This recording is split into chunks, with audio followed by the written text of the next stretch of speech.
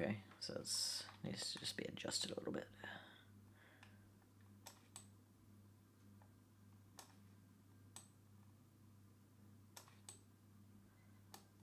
Alright, that's about right.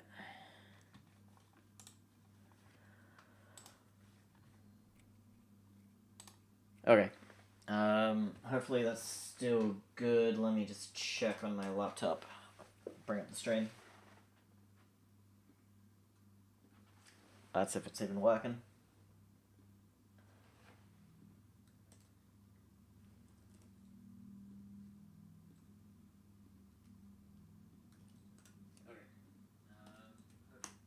Alright, so we're just going to compare Fella's currently #1 lap time versus my own. He's about 7/10 faster, which is quite significant. Unfortunately, the colors are a little bit messed up, but you'll just have to bear with me with that. I do apologize. So, funnily enough, I've matched these laps up. They do, for whatever reason, fall out of sync just one frame. But it's funny, we are basically hitting the brakes at the exact same frame. So, essentially the same braking point into turn 1. I have a 2.7 meter win, he has 2.3 meters. So, as we come down here to the apex of turn 1, you're going to see he has a slightly slower minimum apex speed, 65 versus 67. But I shift up to second a little bit earlier than him. There's not a huge difference here. So let's move it along. We'll see what the exits were like. So he's full throttle already, whereas it takes me a little bit longer.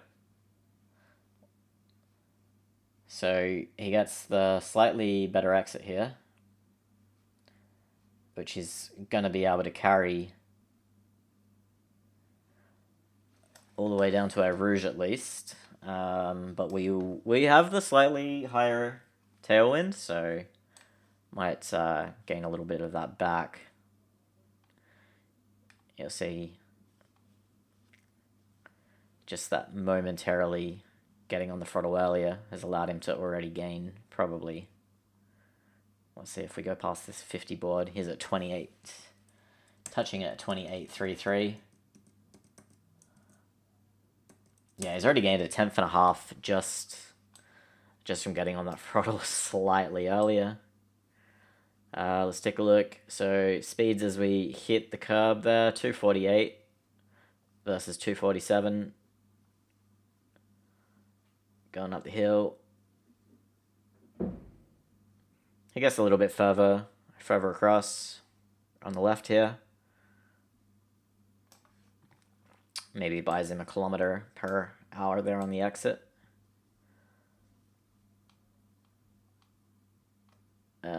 So as we get to this curb at the end of a Rouge, 27.016, 27.166, so yeah, 10th and a half.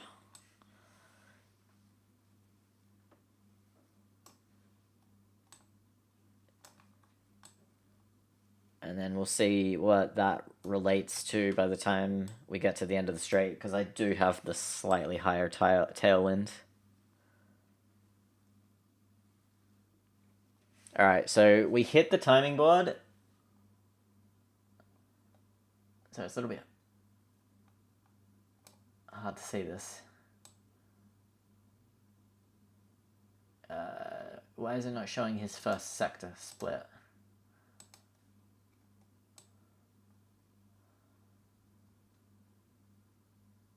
Yeah, that's interesting. It doesn't highlight his sector 1 split here. So alright, we'll just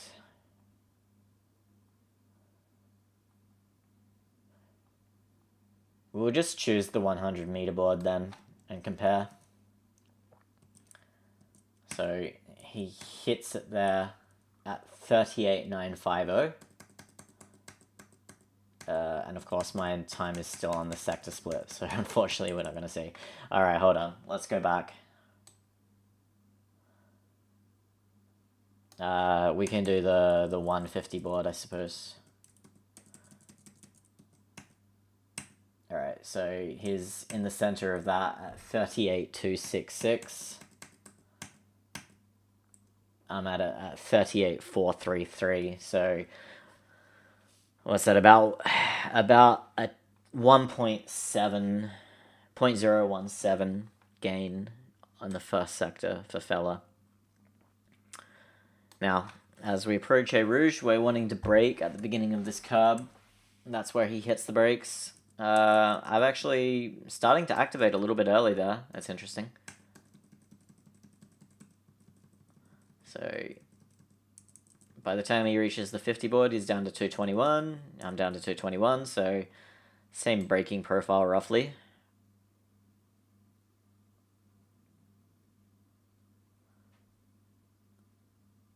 He drops to like 118 on Apex.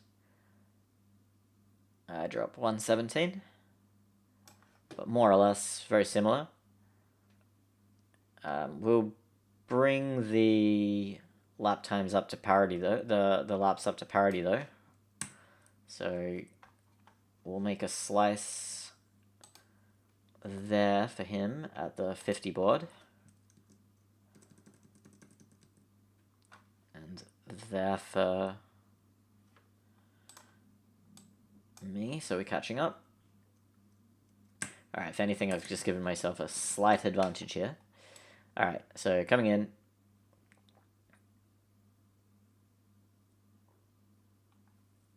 Interestingly, so he's carrying more speed at that point. So he reaches this bollard quicker than what I do. I was a little bit less aggressive into there than what I usually am. So it does put him over further to the left for this corner. But he's able to nicely hook it up.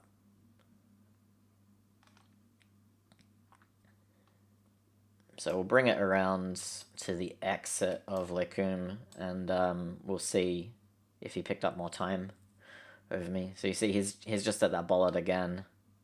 So it's like about a 1/10 he's picked up there.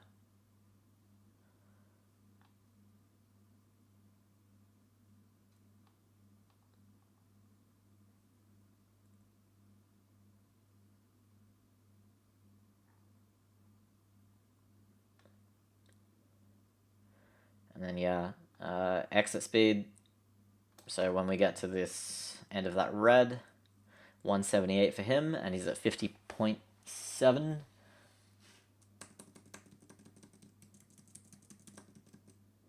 I'm at 50.916. So we're down to 2/10 now. So it's he gained about half a 1/10 through there. My exit speed 177, his 178. So small minor differences, half a 1/10 loss.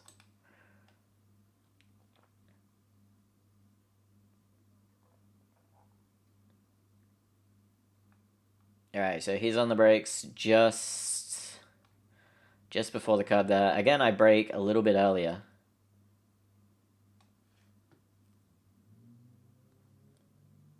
Now I'm down into first gear already. Does he drop to first here? I thought he did. Yeah, he does eventually. So I'm tighter on the corner. He's a little bit further out.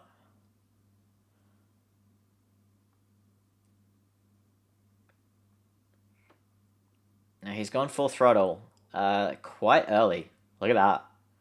That's going to be a big time gain for him. So I think by keeping the line a little bit more towards the center of the track early, he's able to open this up and get full throttle much earlier. Now, I remember when I did the lap time comparison with Hull a long time ago. This is something Hull was very good at as well. So maybe that's something I need to work on. And you see this huge difference in exit speed now. 10 kilometers per hour. It's a small straight coming up here, so it's not going to be a massive time gain.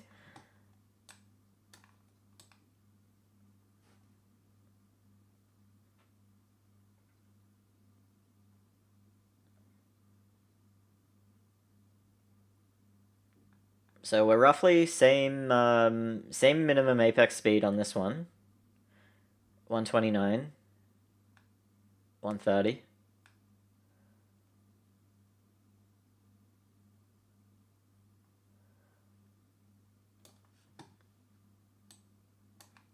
So I'll pause it and catch ourselves up at the end of this curb.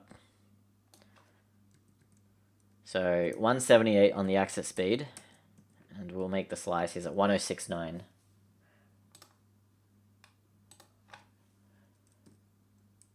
$178, 1069. 107, 350. So this is 4 tenths. So already half of the difference between our lap times has just been in the exit of La Source and that right-hander at Lacombe. At Rivage. So 177. So we'll bring his lap time up to ours again.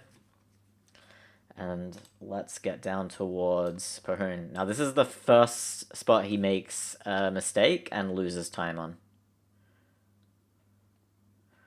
So we're looking for the 50 board on the right. There's in the races, there's usually a flag box, which is a little bit more useful to use.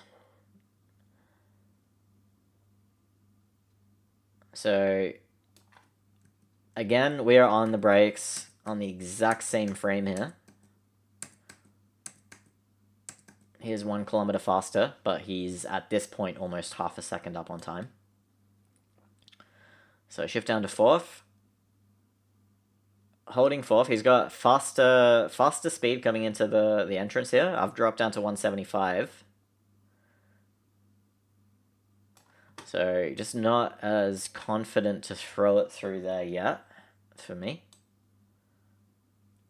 And now he's carrying that speed out, 178. I'm at 170. And here is the quote-unquote mistake, which he made. So he does get on the throttle early and then has to back out of it. You see he's dipping the throttle here. So he's running wide, and he's also, if you can see the little red dot on his turning input, he's putting a lot of steering input into the car. So he would have lost time here. He would have lost a tenth and a half probably. So this is somewhere where he himself could pick up time.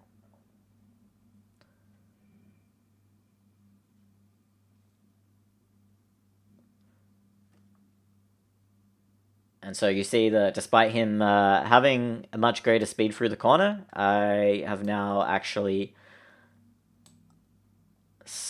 At least, yeah, we're now on parity in terms of the exit speeds.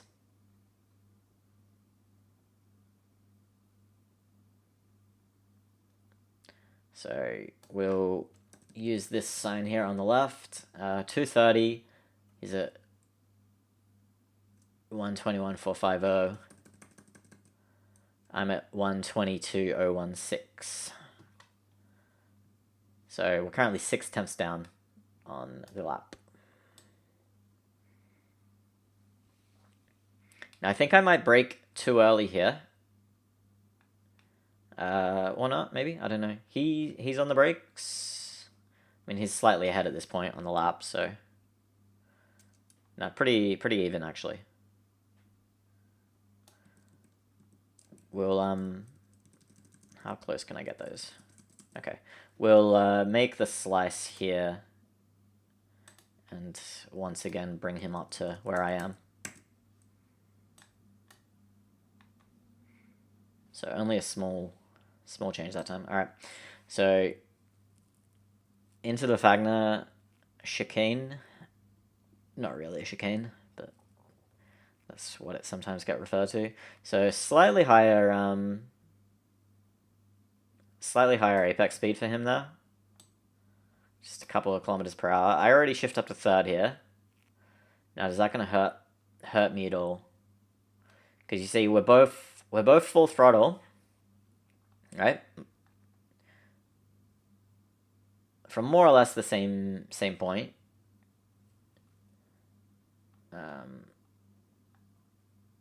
So yeah, his full throttle at the end of this concrete. I'm a little bit further off of it. And you see he's gained 10 k's per hour there. That was another place where when I compared my lap time with Dan Holland in the Huracan back on GT Sport, where he gained significant time in getting this little acceleration phase between the corners, right?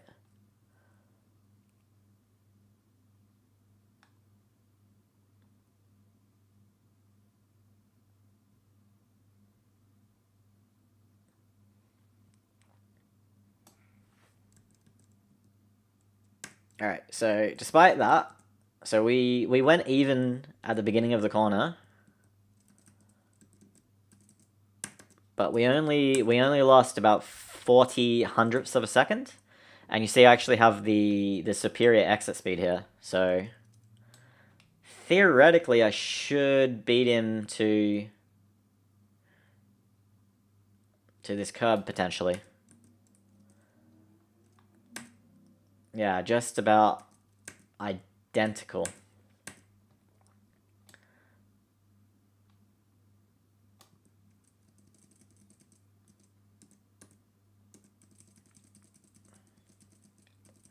So when do we both get on the brakes? This time I'm a couple of frames earlier on the brakes, but I do have the highest speed, so I don't think it really makes a huge difference. So yeah, despite his extra speed getting from the right-hander of Fagner into the left-hander, it kind of compromised his exit through the left-hand part. So probably, I wouldn't say that I had a particularly good Fagner on this lap that I did.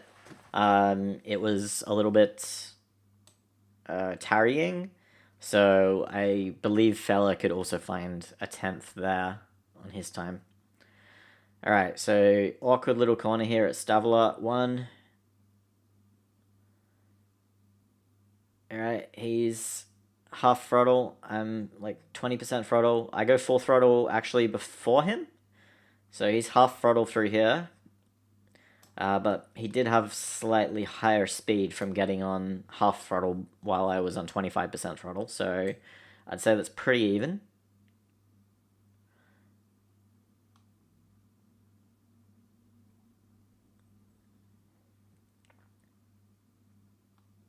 Let's see, there's that bright patch there.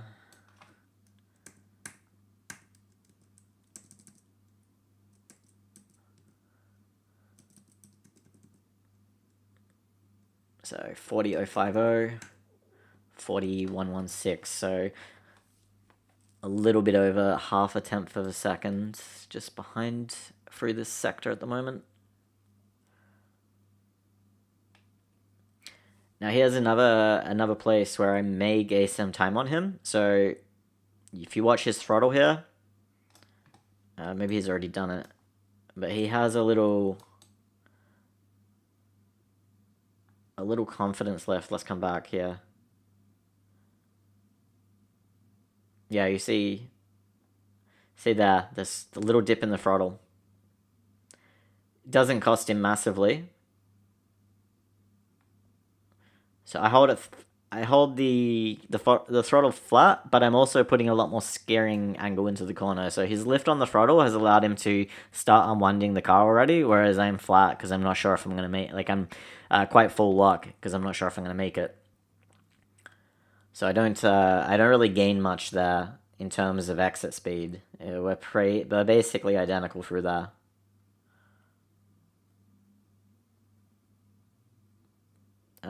But I do reach the house before him. So from the entrance of Fagner to here, I'm actually up on him very, very slightly. You see he's 14733, 14766. So I gain back through that sector half a tenth, not even a third of a tenth of a second.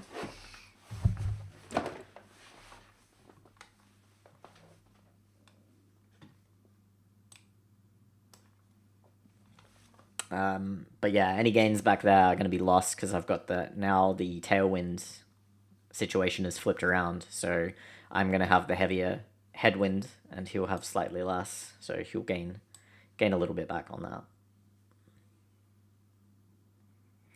But we're coming up now to his main, I'd say, kind of mistake. Not really a mistake, just he got unlucky here.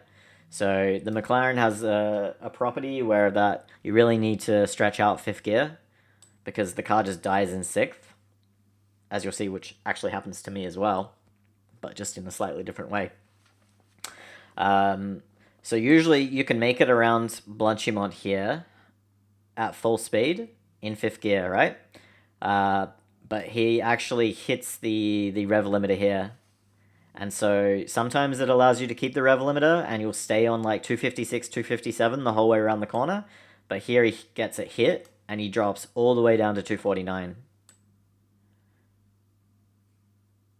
But luckily he doesn't have a moment of panic here and he keeps it in fifth gear, so that will allow him to build the speed back up. Whereas because I was up on my Ghost at this point by like a car length or two, I decided to play it safe and I shifted to sixth gear early rather than try and ride it out in fifth gear around the corner. And you see that I dropped down to like 253 as well. But nonetheless, this is probably a 10th and a half that fella could go quicker if he got the better luck here and didn't bounce off the limiter.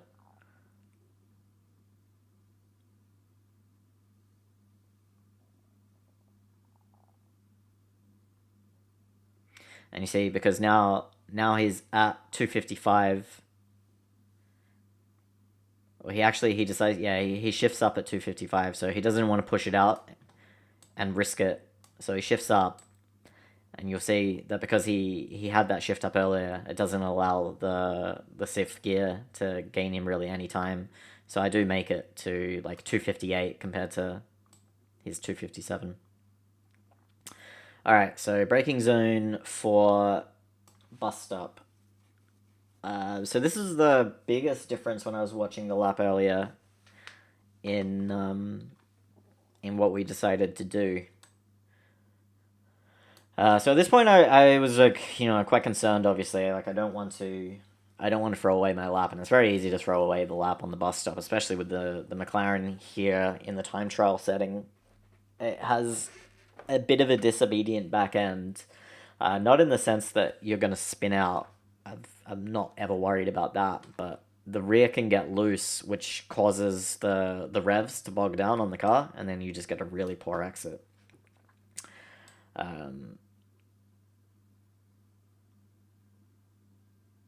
So I'm going to be quite cautious into here. We're both down into first gear, both turning in around the same time. I'd say he also took quite a cautious bus stop. You can definitely attack this a lot more and gain time. So this is another place where fella could go even quicker, I believe. Probably he was like in a similar situation where he was probably up on his Ghost and then lost time with that rev limiter hit in Blanchimont, and he just wanted to consolidate the lap. So he manages to carry more speed through the first part of the bus stop. So he's going to get to the apex there. We'll come back and just even it up. I mean, there wasn't a huge difference going into it, but just to be completely on parity. Let's find the line on the track here. Here we go.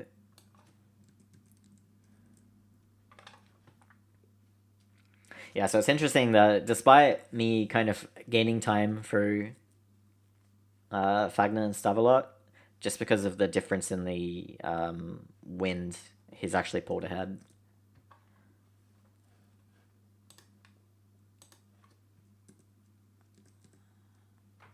A very tiny amount.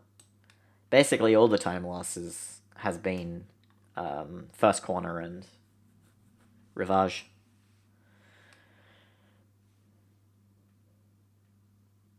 Alright, so our braking profile here is pretty similar, shifting down at roughly the same time. I'm in the first gear just slightly sooner than him. So I'm actually just speeding him onto the apex there. But at this point,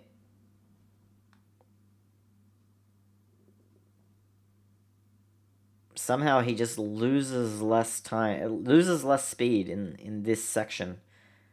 He goes completely full throttle, just a beat before me.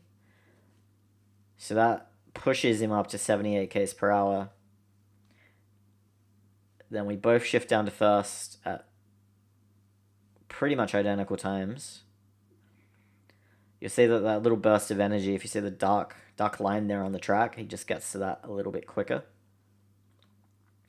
And then now, so for the second part of the apex, he hits that before me. And then exit, he is staying in first gear, I've gone to second. So let's see if that's going to have a major effect. So you see that we're both full throttle, we're both unwinding the steering basically the exact same amount. But yeah, he's gained 6 kilometers per hour by having it first gear instead of second gear. So that's something I need to try. So in terms of time gain there, so 212.1, I'm at 212.7, so 212.1, 212.7. So I gained a tenth and a half just up to that point, but he's going to carry that advantage all the way down here, I'd say, unless he loses a little bit from the having to do an extra gear shift. Although look at that, like he's already in third gear before me. So he's going to cross the line right there.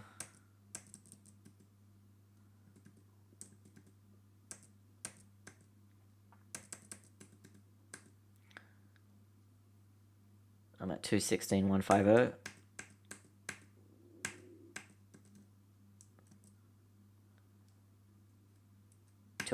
Yeah.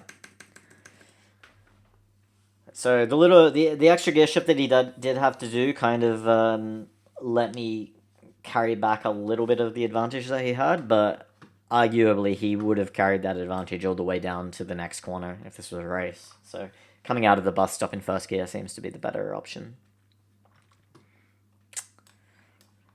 So yeah, I'm gonna take a look now just at Ravage in particular, because I'd say that was the main difference. Everything else was just slightly better execution from him. But I feel like Ravage was more of a driving difference.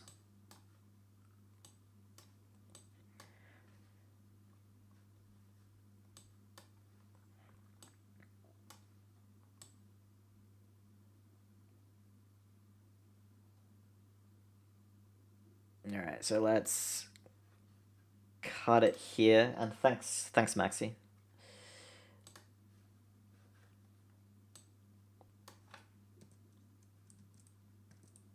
So we're at the 100 board.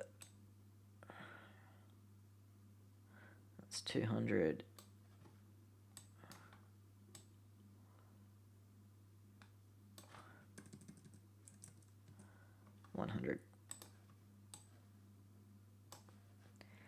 All right.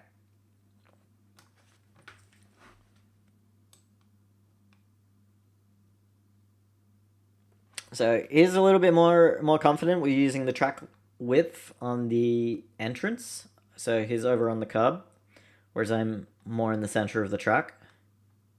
Because here, with this corner, I'm always like most worried about being missing the camber of the turn and ending up on the outside, which is why I end up taking these like tighter lines, which is obviously costing me time.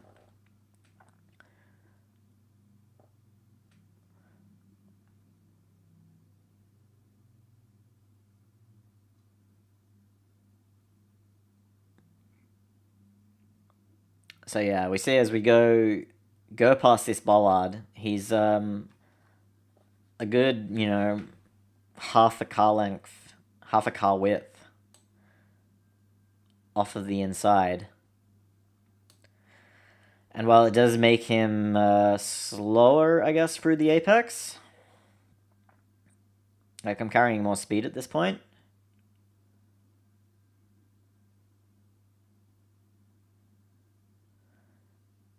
he's gonna get on the throttle already here. So it's interesting, right? Because he ends up in the same place as what I do. He's cut back onto the curb, but he's now full throttle. And so I do wonder if it's possible for me to take this tighter line with this higher speed and still go full throttle at the same time or not. So once you get to full throttle,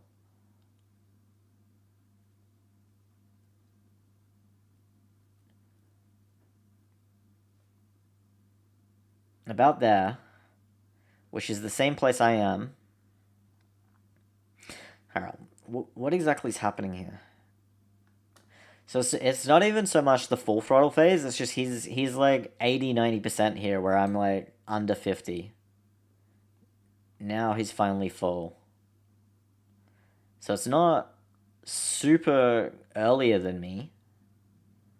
But just, yeah, for whatever reason... Wait, shit.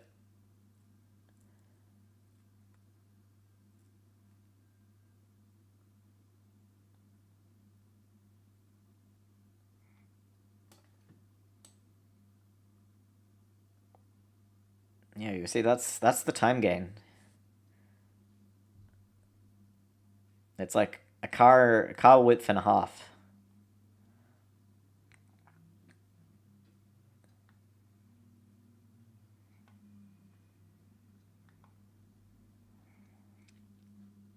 But anyway, it's something for me to try. I'll see if I can try and keep a more wider approach into that corner without taking it so narrow, or I might just have to be braver on the throttle.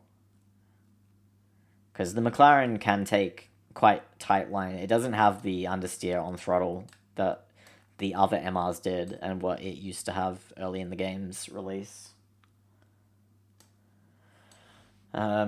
So I'll take another quick look at the bus stop in terms of positioning. I don't feel like there's much more to learn from the middle sector of the track. I'd say like Sector 2 is pretty even, to be honest, other than Lake and Rivage.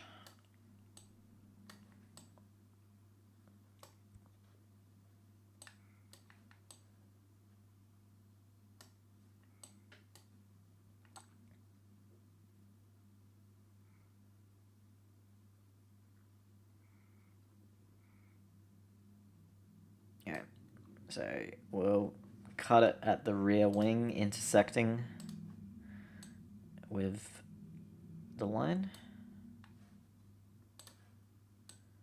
Okay.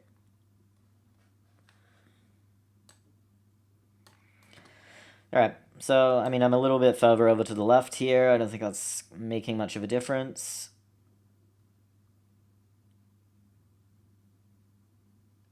It's not like he, I guess he drifts over a little bit more to the left, so once again, he's just using a little bit more of the track width on entry.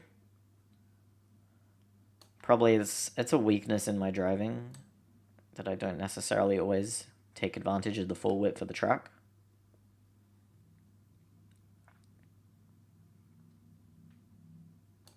Alright, so he definitely, he took more libations with the... Took more liberty, rather, with the inside curb here.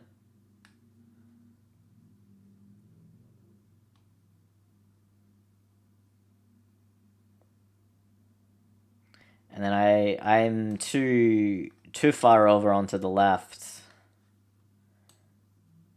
which is something which is going to prevent me from getting on the throttle as early as possible. Not that it really did. I was full throttle earlier than him out of here, but the difference between first gear and second gear just pulled him ahead. So I think if I can execute the first gear exit out of there, it's just free time, basically.